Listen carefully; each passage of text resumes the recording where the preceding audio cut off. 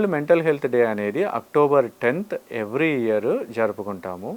WHO world health organisation వాళ్ళు ఈ particular డేని మనకి వరల్డ్ మెంటల్ హెల్త్ డే అనే ప్రోగ్రామ్ని ఎవ్రీ ఇయర్ అక్టోబర్ 10th నాడు జరుపుకోమని మనకి సూచనలు పంపించారు.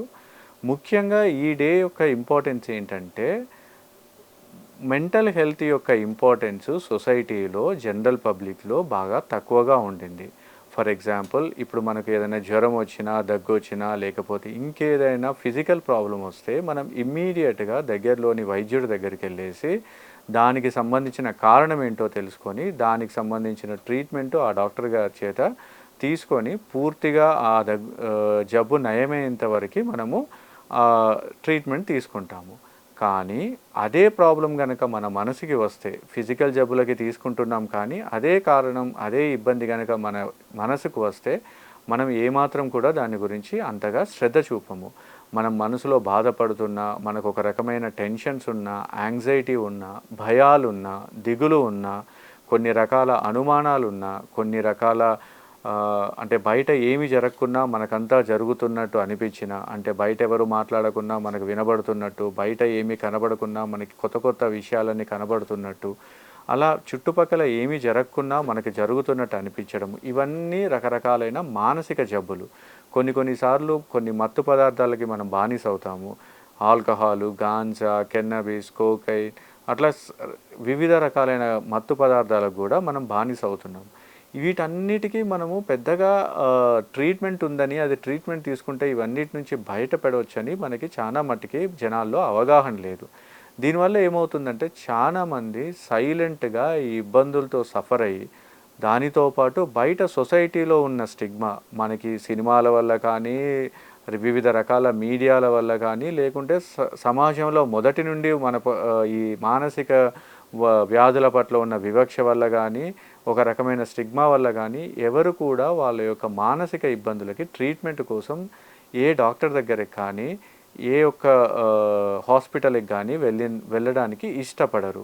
ఎందుకంటే ఒక్కసారి నేను మానసిక ట్రీట్మెంట్ తీసుకుంటున్నాను అని బయట జనాలకి తెలిస్తే ఎక్కడ చిన్న చూపు చూస్తారో అనే ఒక భయంతో వాళ్ళు సైలెంట్గా సఫర్ అవుతారే తప్ప కానీ ట్రీట్మెంట్కి అయితే తీసుకోరు. సో దీనివల్ల ఏమవుతుందంటే ఓవరాల్గా మన జనాభాలో చాలామంది సైకియాట్రిక్ ఇల్నెసెస్తో బాధపడుకుంటూ వాళ్ళ యొక్క ప్రొడక్టివిటీని 100% ఇవ్వలేక, జనరల్గా వాళ్ళు 100% లివ్ చేయగలిగే కెపాసిటీ ఉన్నా దాంతో లివ్ చేయలేక, వాళ్ళ దగ్గర నుంచి 100% ప్రొడక్టివిటీ వస్తున్నా కూడా అది ఇవ్వలేక చాలా ఇబ్బంది పడుతున్నారు. సో దీనివల్ల ఏమవుతుండింది, మనం పని చేసే దగ్గర మన యొక్క పూర్తి పనితత్వం మనం చూపెట్టలేకపోతున్నాం. సో దీనివల్ల ఏమవుతుంది, మనం పనిచేసే ఏరియాలో కంపెనీకి అంతగా లాభాలు వచ్చే ఛాన్సెస్ కూడా తగ్గిపోతాయి. 2019 టైంలో ఏమైందంటే ఈ యొక్క డబ్ల్యూహెచ్ఓ ఎవాల్యుయేట్ చేస్తే ఏకంగా ఈ యొక్క మానసిక జబ్బుల వల్ల ఈ గ్రాస్ డొమెస్టిక్ ప్రొడక్ట్ కూడా, జీడిపి ఆఫ్ ద కంట్రీ కూడా తగ్గడం స్టార్ట్ అయ్యింది. ఎందుకంటే మనుషుల యొక్క ప్రొడక్టివిటీ తగ్గుతుంది.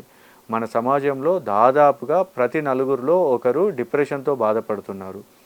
మరియు ప్రతి సంవత్సరము 8 లక్షల మంది సూసైడ్ చేసుకొని చచ్చిపోతున్నారు. ఈ సూసైడ్ మరణాలన్నీ ఆపగలిగినవి.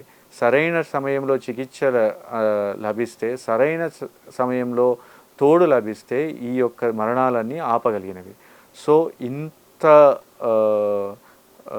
దాదాపుగా విపులంగా, ఇంత ఎక్కువగా ఇది విస్తరించి ఉండడం వల్ల ఈ యొక్క వ్యాధులు ఈ పర్టిక్యులర్ అవగాహన కార్యక్రమాలు చేయడము ఎంతో అవసరం ఉండింది. సో అందుకని ప్రతి సంవత్సరము మనము అక్టోబర్ 10th ఈ డేని సెలబ్రేట్ చేసుకుంటూ వీక్ మొత్తం, అంటే అక్టోబర్ 4 నుంచి అక్టోబర్ 10th వరకు ఆ వారం రోజుల పాటు జనాలలో ఈ యొక్క సైకియాట్రిక్ ఇల్నెసెస్ గురించి అవగాహన కోసము వివిధ రకాలైన అవగాహన కార్యక్రమాలు చేసి మనము జనాల్లో వాటి యొక్క ఇబ్బందులు ఎలా ఉంటవి, ట్రీట్మెంట్ ఎక్కడ దొరుకుతుంది, ఎన్ని రోజులు తీసుకోవాలి, ఎలా మంచిగా అవుతారు అనేది డీటెయిల్గా ఎక్స్ప్లెయిన్ చేస్తారు. ఈ సంవత్సరము మనకున్న థీమ్, ప్రతి సంవత్సరము డబ్ల్యూహెచ్ఓ అప్పటి అవసరాన్ని బట్టి, ఆ సంవత్సరంలో ఉన్న అత్యధిక అవసరాన్ని బట్టి ఒక థీమ్ని మనకి చెబుతుంది.